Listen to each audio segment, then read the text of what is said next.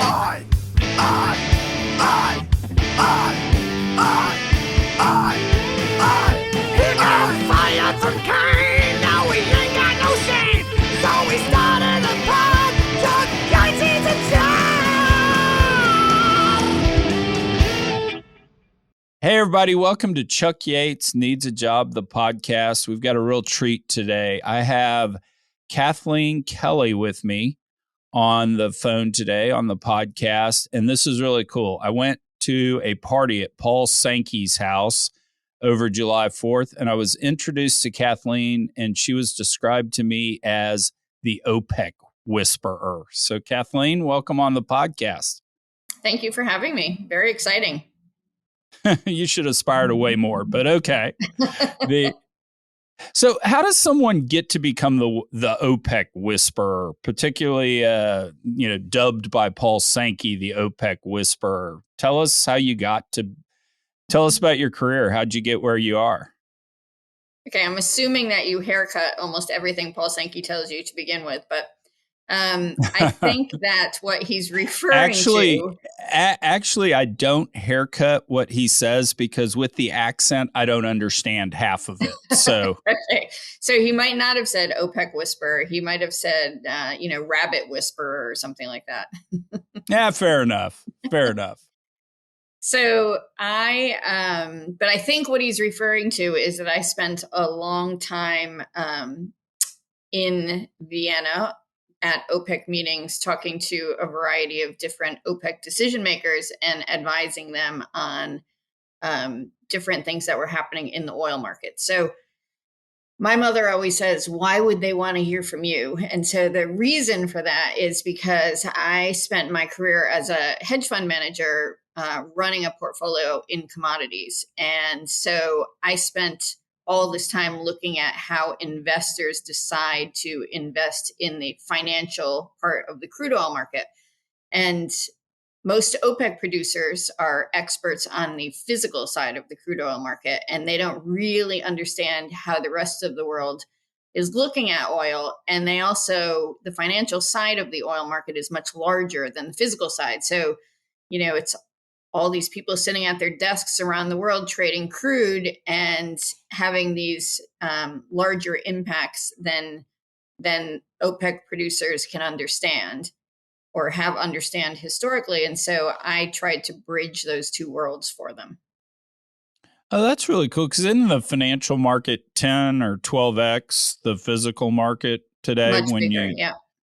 Yeah. And so that's interesting to me because I don't think I appreciated that about OPEC, that they would actually care what the financial markets thought.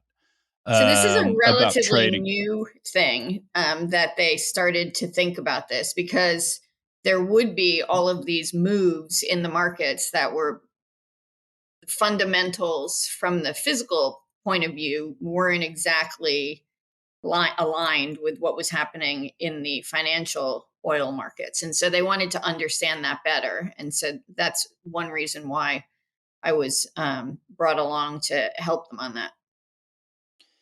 And so, okay, so maybe let's do this real quick. Most of my listeners are oil and gas folks and are well-versed in OPEC and what it does.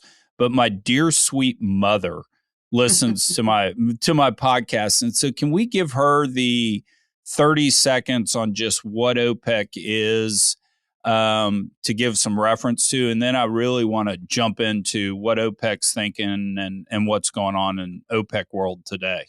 Sure. So OPEC just celebrated its 60th anniversary, actually. It's the Organization of Petroleum Exporting Countries, and it was started in 1960. So it's actually 61st, but because of COVID, they didn't get to celebrate. So I think this year they're celebrating 60 years. And it was started just with 5 countries and then has grown to be 13 OPEC countries. And then in 2018, they invited 10 other countries to join them to think about making decisions. And that was formalized in 2019 by the Declaration of Cooperation to be OPEC plus. So there's 13 OPEC countries and 10 non-OPEC countries. And the reason I think the 10 non-OPEC countries are not part of OPEC is because there's been a lot of talk about legislation, especially coming out of the US, saying OPEC's a monopoly and we should try to break it up. So nobody wants to sign up to be part of a monopoly. So they're OPEC plus in that they go to the OPEC meetings, but they're not a part of OPEC. I got you. You left out, of course, the single most important fact about OPEC is when they were formed in 1960, it was on September 14th, which is my birthday. So oh my God, I'm so sorry. I do meant share. to mention that. I do share. I do share a birthday. So when we look at OPEC today and the associated partners in that endeavor, how much of the oil do they control of the daily production these days? So, it's a strange kind of question because people have been talking about the demise of OPEC for a very long time because as the U.S. Grew to be a very large oil producer again over the last decade, and Russia production was increasing, Saudi Arabia, who's the largest and the de facto leader of OPEC, saw that it was no longer the largest oil producer. The U.S. became the largest oil producer. So people kept saying OPEC doesn't really matter.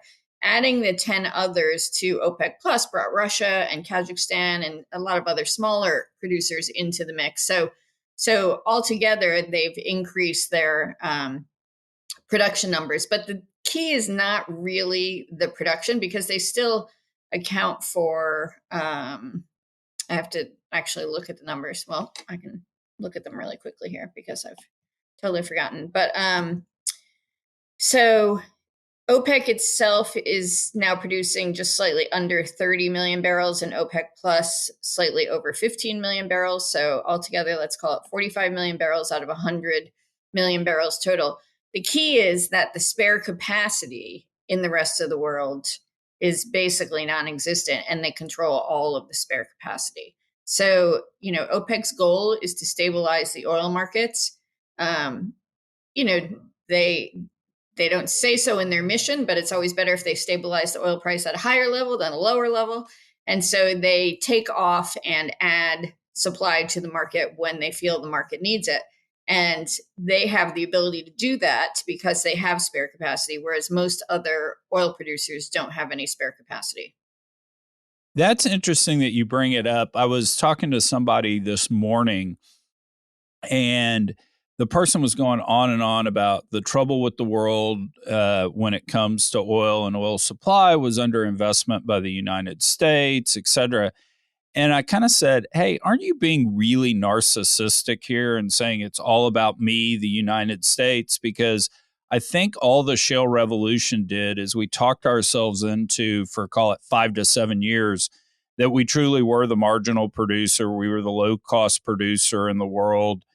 And at the end of the day, we screwed it all up and we figured out we generated a lot of oil, but we weren't as cheap as we thought we were. And so it all comes down to Saudi Arabia and the excess capacity that they have. And so I actually think our public companies are being rational these days by metering out capital, being careful with what they drill, because I think we're back to the old world where we're price takers from OPEC. So a couple of questions on that. How do we know what excess capacity is from OPEC? Because do they tell us the truth? I mean, how do we peel back that onion? Well, everybody's going to tell you that they have more excess capacity than they actually have, right? Nobody wants to say, oh, geez, we screwed up and we don't actually, have what we told you we had last year. So, but the issue is that, at the end of the day, there's not a ton of spare capacity out there. In fact, the IEA in its most recent report just said that spare capacity will drop below 5 million barrels a day by the end of this year, which is, less than 5% of daily production. So, generally when that happens, you do see tight markets and much higher prices, which is obviously what we're seeing right now. But within OPEC, obviously Venezuela is all spare capacity right now, but, how fast can you get it to come back? And Iran has a lot of spare capacity, but that's not, moving anyplace soon. So really the only big spare capacity you have is in Saudi right now. And so as this cycle has played out from last year under COVID, when we saw negative oil prices, to now, OPEC has gotten stronger and stronger. And it seems to me that OPEC continues to gain market share going forward, because nobody really has been. So when you look at Russia, there's a lot of people that think Russia is going to peak pretty soon on their oil production, and that they have, an upstream problem. And if you look at their cycle of investment, it peaked, 5 or 6 years ago, and it will not support growing production from here. And so most countries, that's the case. It's not just the U.S. It's most countries that, and especially, given the run up into this year where people started to move away from fossil fuels and ESG matters, and all of that has made it so that nobody's investing in oil and gas, in oil specifically. And so the question of spare capacity is, we don't know exactly what it is, but it's probably not as high as we think it is. And so there's no good news there that there's plenty of spare capacity, behind a wall someplace, and we'll be fine. Yeah, that's interesting. The one thing I tried to do back when I was at Kane Anderson is I would pull the rig counts for non-US countries and try to watch those. And I noticed there was a spike in the Saudi rig count, and I'll get these years wrong, but maybe 2017 or 2016 to 2019, or it was about a 3 or 4 year period where they went from maybe 50 to 100 rigs to 150 or 200 rigs. And I have mixed emotions about that. Half of me says, well, if they really had this excess capacity, why are they amping up the number of drilling rigs? But the other half of me said, well, that may be the spare capacity they created. And so it's interesting, because it really, correct me if I'm wrong, it really feels like, I used to tell people when I started my career in oil and gas, they said, what's your industry like? And I said, we wake up every morning hoping the Saudis are in a good mood. And that's what it feels like. feels like we're back to with OPEC. They really are in the driver's seat. They really are. And their position just looks set to strengthen, right? Because the Saudis have said they want to increase their production going forward. It depends on what happens with the U.S. As you tell me, is shale production going to get back to its highs next year? It doesn't look likely, but yeah, one of the things about being unemployed is I definitely have not studied rig rates and rig efficiency, because I don't want to cut into sitting around eating bonbons watching Oprah. So, I've only done it on a limited basis, but it just feels like, I guess we're a couple of million barrels down from our peak, and it feels like we've been flattish around, call it 11 million barrels a day or so. And I just don't see how we increase it. rigs have definitely picked up a lot in the last couple of weeks, as you would expect, with prices moving the way they are. But the rigs that are going up now are being put up by private operators mostly. They're running more than 50% of the operating rigs right now. And, public companies really have their feet to the fire, or whatever the saying is, because investors, as you mentioned, want some returns, and they don't want them to just ramp up production and kill the whole cycle. Yeah, no, I think that's exactly right. We were talking around here at Digital Wildcatters, and we were singing Beach Boys songs. We'll have fun, fun, fun till Daddy takes the T-bird away. And the investors have totally taken growth capital away from the industry. You're entitled to a share of your cash flow to go drill wells again, but that's it. And so, and there's just not that much wherewithal in the private company world to sustain much more growth in rig rates, I don't think. Well, it seems like the availability of capital is definitely improving, as you would expect. And so that's, going to go to private operators as well, but they're less efficient. They're smaller. They don't have the same scale. So.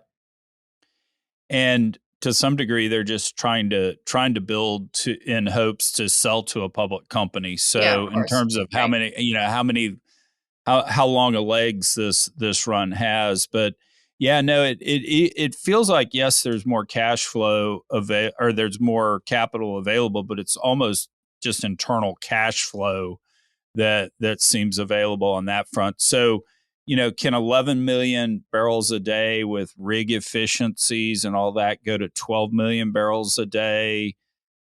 Given where we are, maybe, but boy, I just don't see us. I mean, those decline rates are really, really steep these days. I mean, they are, and the issue facing the market right now, as you're, I'm sure, well aware, is that there is the sense that the growing crisis for power in Europe and Asia is going to feed into the oil markets in the through the transmission mechanism of demand for oil to make power, which generally we don't use oil to make electricity because it's very dirty. But when you can't find anything else, you will use it. And so you're seeing demand for distillate go up globally. And we think that that's being pulled into the power sector. So when you think about right now, what's going to happen, right now the market's very tight, but when you look at balances, as I do, so my company, Queen Anne's Gate Capital, does consulting on commodities, all commodities, but primarily oil. And we build models, as does everybody, and forecast inventory levels in oil. And so when we're looking at our balances right now, they're very tight in this quarter and next quarter, but they loosen up substantially at the end of 2022. Because demand next year, even with a very robust demand forecast of 4 million barrels a day, which is what I have, you're still going to see supply increase so much next year.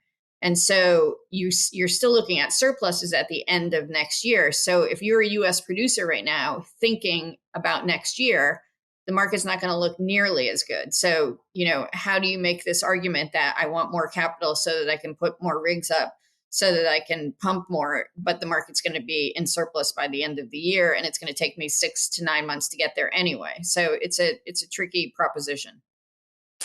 Yeah, no, it's interesting in that if you look at oil prices today, I mean, pick a number, has an 8 handle on it somewhere, and who would have ever thought that? I know certainly when I was staring at minus $37 oil last April, I never thought we'd see 80 again.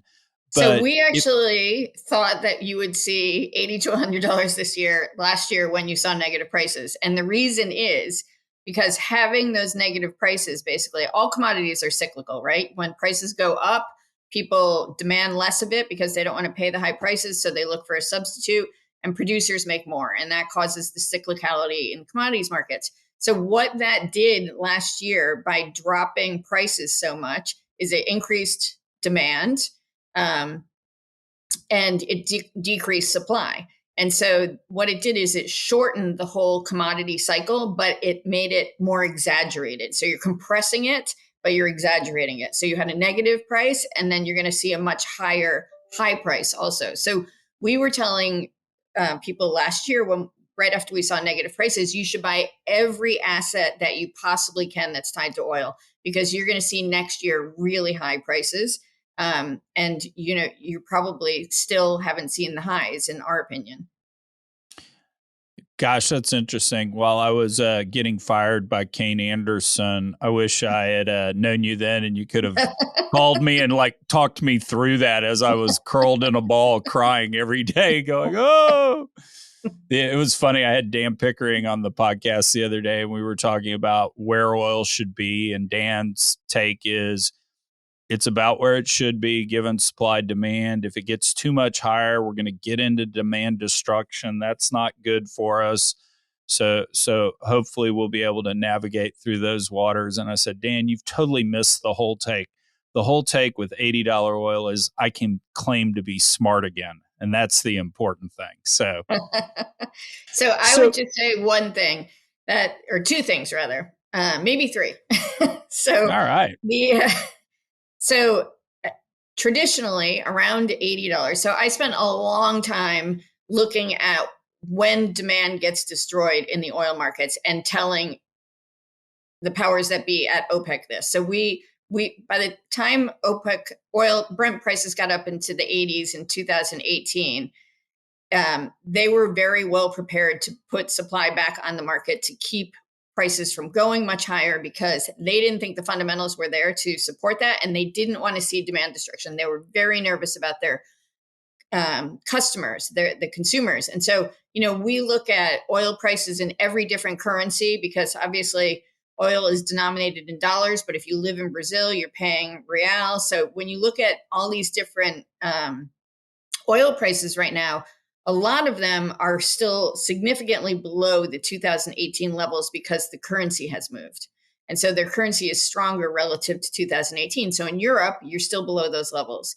In China, you're well below those levels that we saw in 2018. So you're not seeing record prices. You're not even seeing 2018 level prices right now. So demand should be pretty good. Secondly, the elasticity of demand has changed because of COVID. So whereas before you saw $3.50 gasoline, I don't know what it is in Texas, and you were like, oh my God, it's so expensive. Maybe I'm not going to drive to, the beach this weekend or whatever. Now, COVID restrictions have been in place for a year and a half. You're like, it's $3.50. I don't have to get a Starbucks for $6. I can still get a gallon of gasoline. It's cheaper. I'm going to the beach. I don't care. And so people are not going to curb their demand the same way they have historically at these price levels.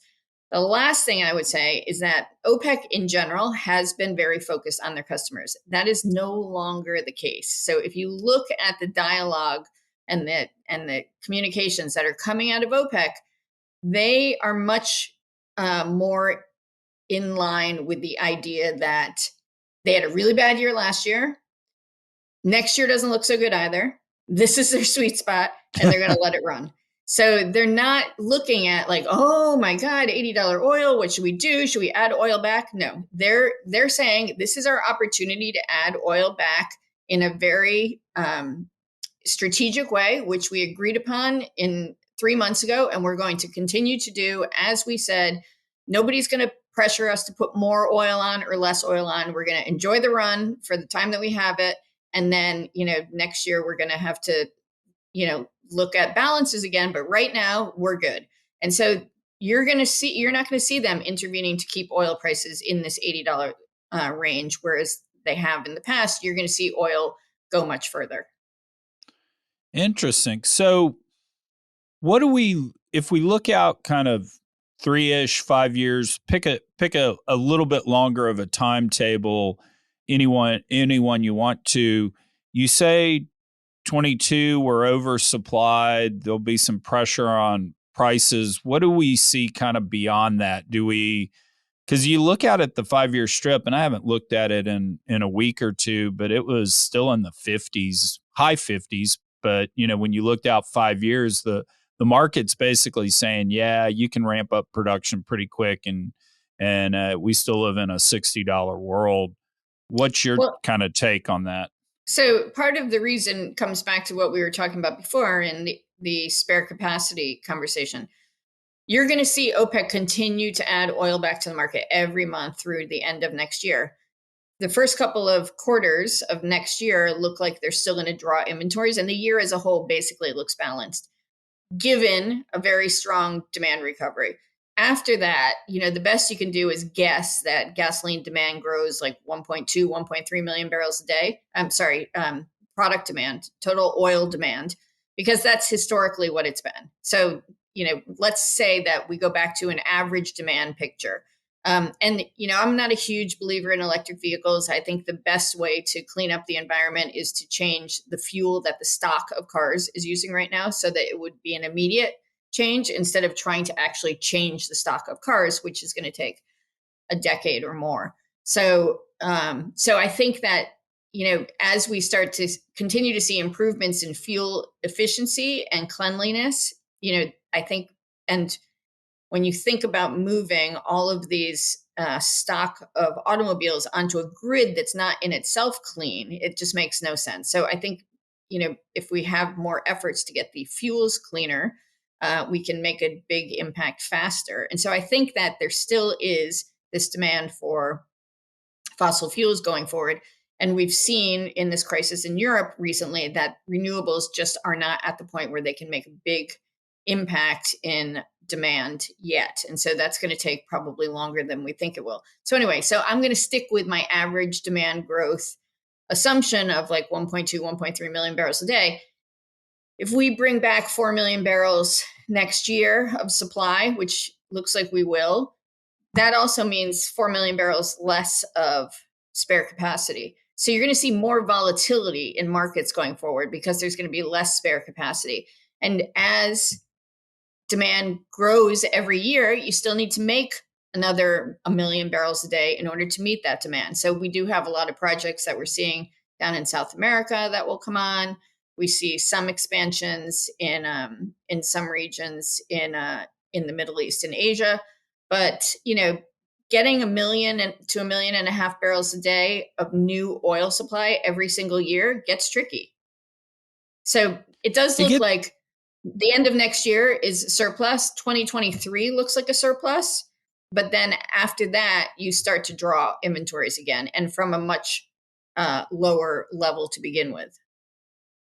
Do you have an opinion on what happens to that potential for supply adds if we no longer have Exxon at all of the majors being oil and gas companies and them actually trying to morph into more energy transition type companies? Because, I'll tell you this, the three folks, the three, call it dissident shareholder board nominees for Exxon. One of those folks is a friend of mine, Andy Karsner, who I went to Rice with.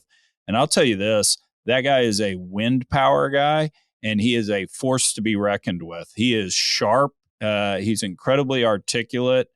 And I said on a podcast, I don't know this because I haven't talked shop with Andy in a long time, but the board is going to have their hands full with Andy. And I think you're hearing rumblings of that coming out of Exxon and talking about delaying certain capital projects. And my 2 cents worth, and then I'll let you give your take, is if the majors and you've got all the pressure on the large European integrateds to do less in the way of oil because of emissions, I think adding barrels is going to be a lot tougher than it certainly has previously. Yeah, I think that's true. I think there's some independence that will continue to grow, but it all comes down to there's definitely some hesitation around some of these ESG mandates and pressures because there is evidence that there's been greenwashing in a lot of these cases. So whether that continues to be really a target that all the majors are forcefully trying to hit, or whether they become more selective about the sub targets within that. And so, but diversifying into renewables makes a lot of sense. The question is, who's going to make the fossil fuels that we still need to, the thing is that nobody in this world really thinks about conservation. Nobody ever talks about conservation, right? It's all about how can we have more? And when populations are still growing globally and people are still electrifying and people are still adding cars onto the road, you need more. You have to grow supply every year. And so who's going to be there to do that? Yeah, no, that's right. So in terms of looking out kind of at your forecast, where does it go wrong? What potentially happens? There's always the occasional black swan pandemic event, but are there politics involved at OPEC that maybe potentially cause issues on this forecast? Capital markets opening up in the United States. What do you kind of think potentially happens if your model's wrong and we're talking about it in 2 or 3 years? What potentially popped up? Yeah, so we've seen OPEC fall apart already in the last 20 months, right? Last in the first quarter of 2020, we saw Russia and Saudi Arabia fighting over policy in OPEC and really kind of leadership of OPEC. and of OPEC plus. And so we've already seen what that can do to markets. I mean, they can come and swamp the market and send prices lower. They're the only ones that can really do that, ramp up production very quickly. So that's if you're saying because I'm obviously still very bullish on oil prices right now. So what could cause them to go a lot lower? Certainly that could. So that's the supply side. There is a lot of SPR, Strategic Petroleum Reserve barrels that have been built up around the world over the last year and a half. But we've seen what happens when those are released. In China just released some oil from their SPR last month for the first time ever. And it has a short-term impact, but then people think, well, they're going to have to replace it at some point because they just took oil out of their SPR. So it's a very short-term impact, and the oil market came back and made new highs very quickly after that. I don't know. It's hard to say. And, so obviously the supply side, we could get more supply. The demand side, we could have a lot weaker demand. We could, have some run-on effect of the pandemic with another variant that shuts things down again. And we can see demand drop off significantly, and that was to the order of magnitude of 8 million barrels a day last year. So that's a lot of oil that can accumulate. But it's kind of tough because, I've been trying to figure out if you're sitting here in the US and you're a US citizen, you don't want to be, we were told that we're energy independent for the last,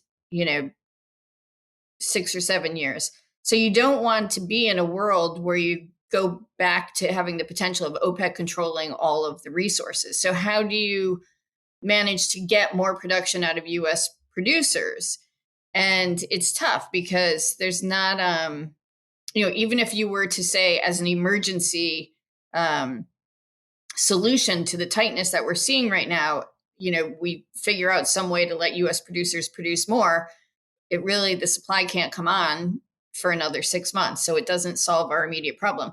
We can release barrels from the SPR, but again, we have been releasing barrels since Hurricane Ida because a lot of companies have requested emergency SPR releases. And then we actually have some SPR scheduled to be released anyway because of repairs that we're going to do to the SPR facility. So we've been seeing some of that oil come out anyway, but the backwardation today in WTI is $1 in the front, which is, we haven't seen that in over 5 years. In the East backwardation is the highest, I think, in, again, 6 or 7 years. So we're seeing very, very tight physical markets. That's a sign of physical tightness. So we need supply. And, the next big thing that everybody's going to be talking about is Cushing, Oklahoma, and what inventories are there, because there's only the potential for another about 10 million barrels to be drawn out of there before you hit,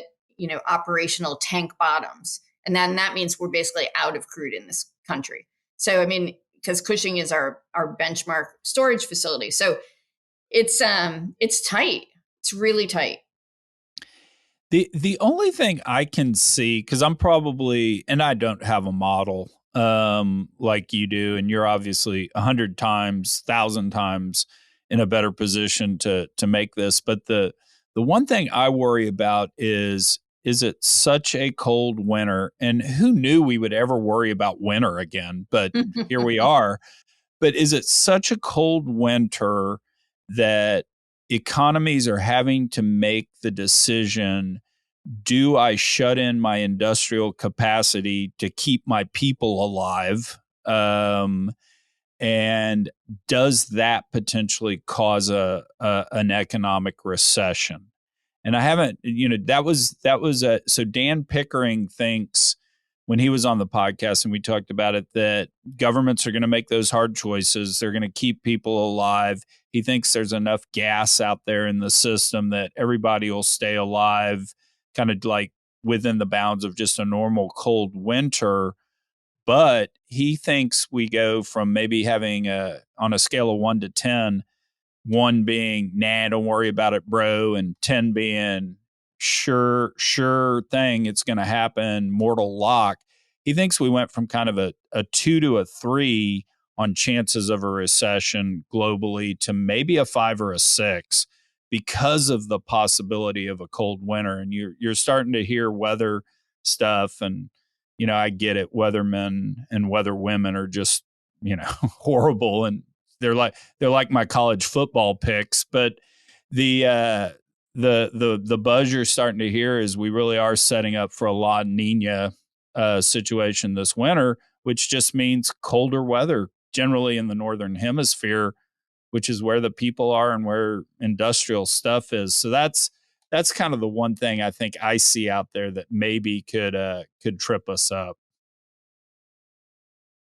Yeah, no, that's exactly right. I mean, the national weather forecasts, the NOAA has come out saying that La Nina probability has risen, and that would be for a colder winter. And so there's obviously a lot of switching that can be done from natural gas back to coal in some countries, over to oil in some countries. All these different generation units have different mechanisms to switch feedstock. But yes, if you do see industrial activity fall off dramatically because there is not enough power to keep the lights on and the heat on, and so they shutter in industrial activity, that could cause a big recession. And we just saw that in the Chinese numbers that came out the other night. Their GDP numbers were much lower than expected because of the blackouts that were there. And there is a lot of high frequency data, which is suggesting that, the UK, for example, lots of different countries are dealing with that right now. So yeah, that's definitely a potential risk. So I'm gonna put you on the spot here. So what's kind of the oil forecast, and go out kind of beyond at least this year? So maybe even get us into 2023. What are you seeing that oil prices are going to do?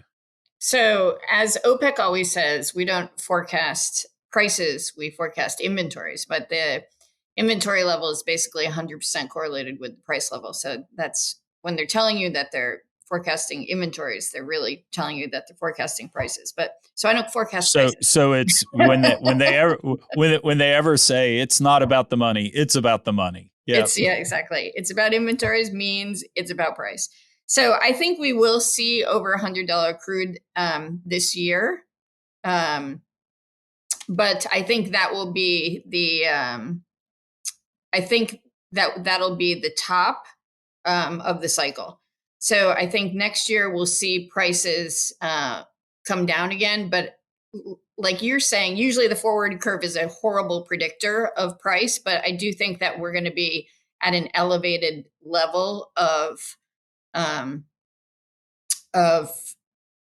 prices. So, when we fall, we're going to fall down into the low 70s, high 60s. And that's basically going to be where we're going to average next year. So I would expect that we see, just under $70 average price next year. Costs of almost everything have gone up.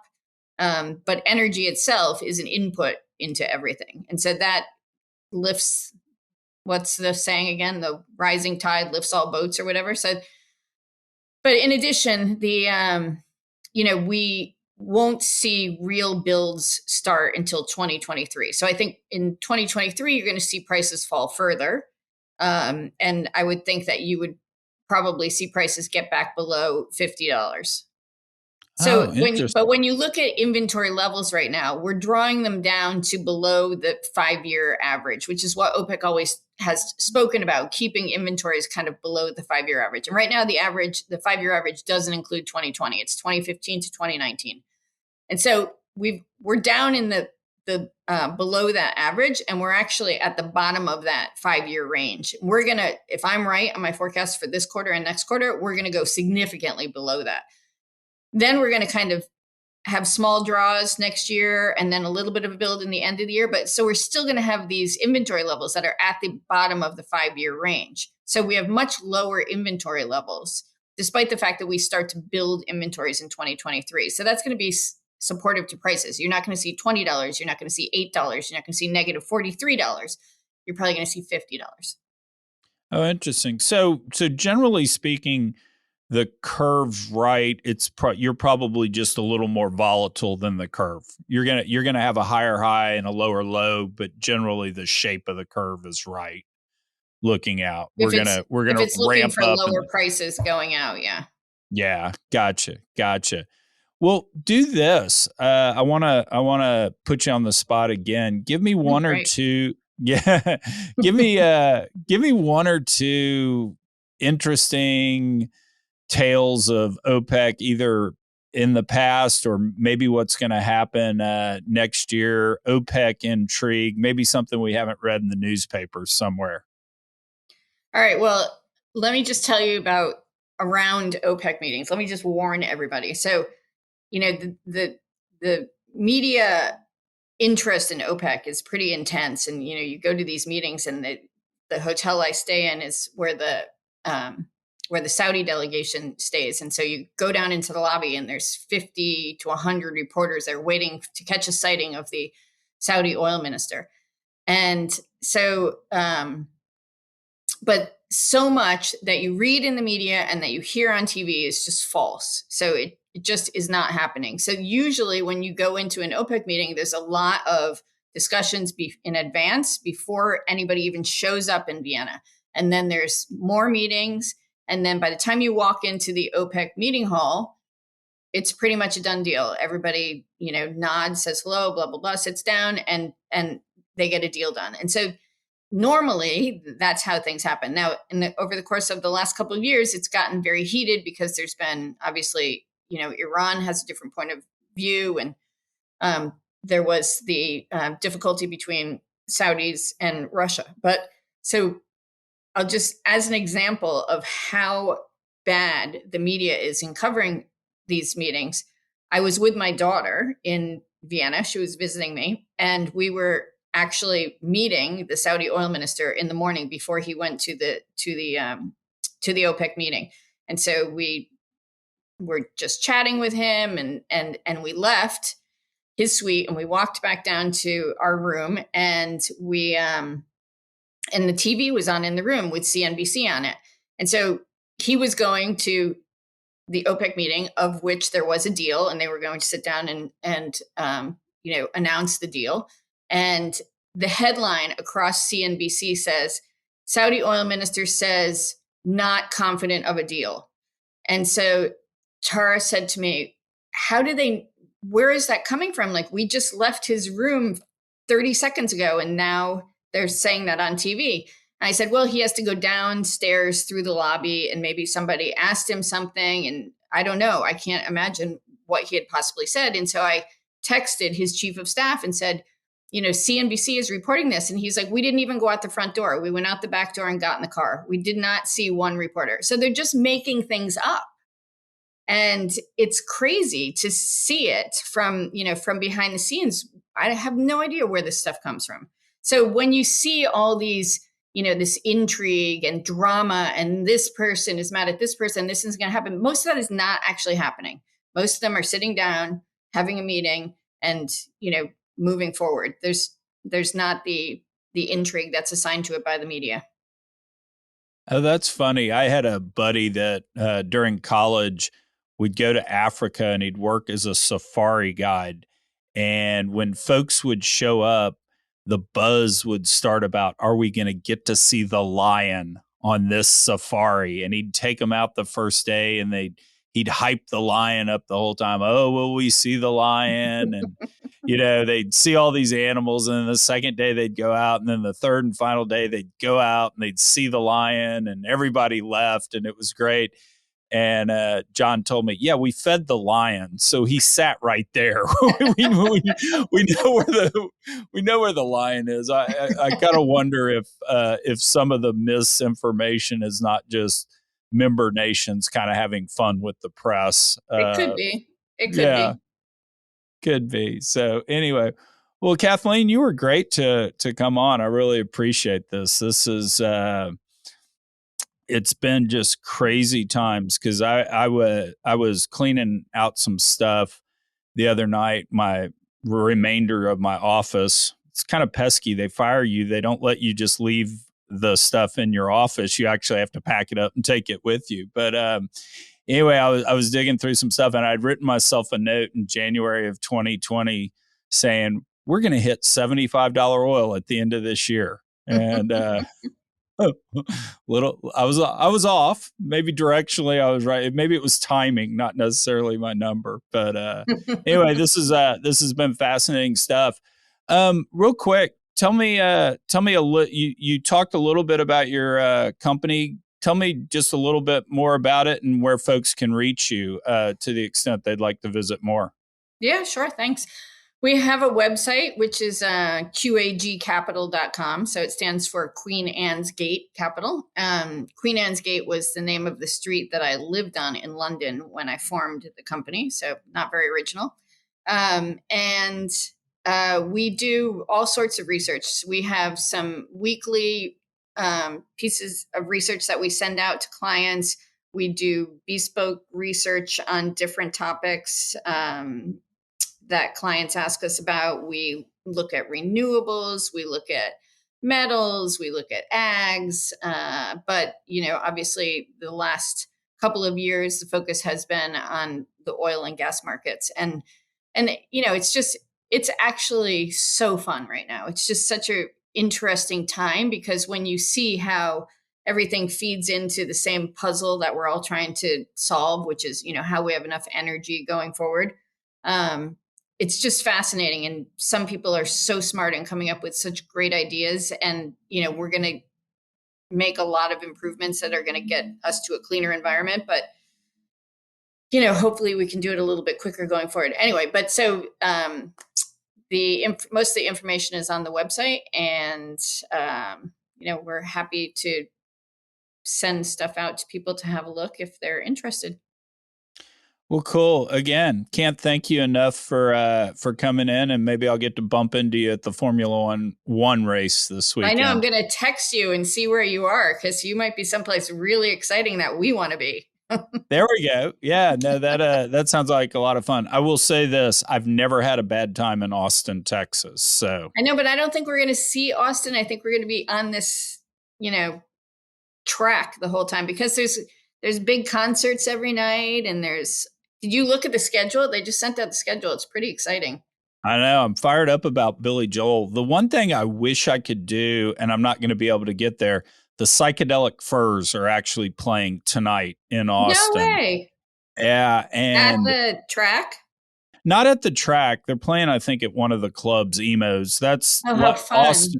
Austin bills itself as the live music capital of the world, and they really do have a lot of great shows coming through there.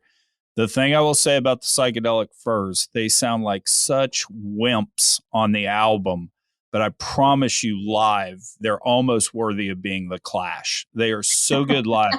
In fact, one of their former guitar players left the band in 2002 to join Guns N' Roses. So, wow. Yeah, just say that. So, yeah, definitely text me when you're when you're down there, and hopefully we can say hi. My sense is it's going to be a zoo. I know. I think you're right about that. But I'm hoping I get to go see Billy Joel. I'm looking forward to that. Great. Okay. Well, see you in Texas. Sounds great. Thanks again for doing this. Bye. Bye.